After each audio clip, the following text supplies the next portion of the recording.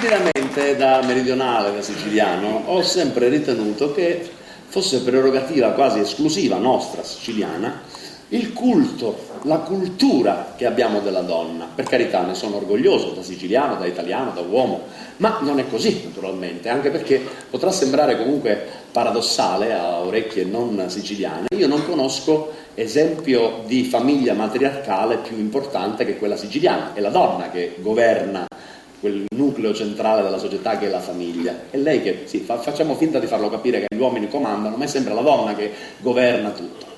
E c'era un amico mio, milanesissimo, che mi manca tanto, milanesissimo, che parlava delle donne e della vita, così come ne potrebbe parlare un siciliano. E lui sì, era un po' sbruffone forse, faceva un po' il playboy, ma aveva un cuore grande così. E lui diceva delle donne e della vita: certo che se è vero che l'amore è un gioco, io sono un bel giocatore.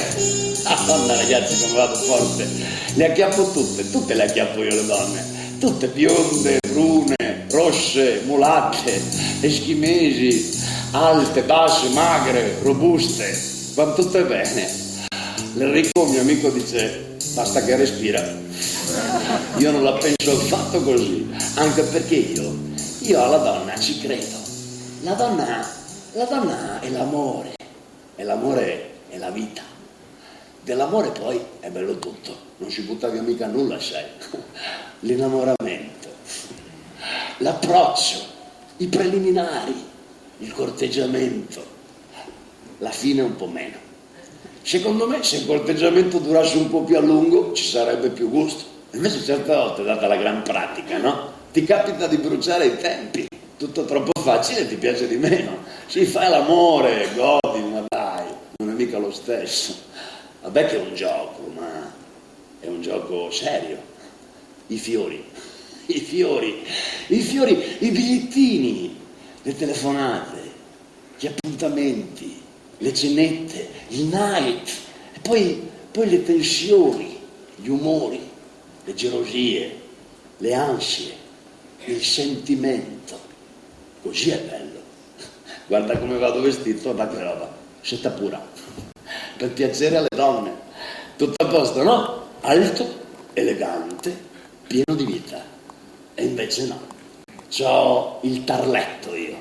E scava, lavora, si nutre. Lentamente, in silenzio, mica tanto. Ogni tanto si fa sentire, dice: aspetta che mi sposto un po' più in là. E tu lo lasci fare, cos'è che fai?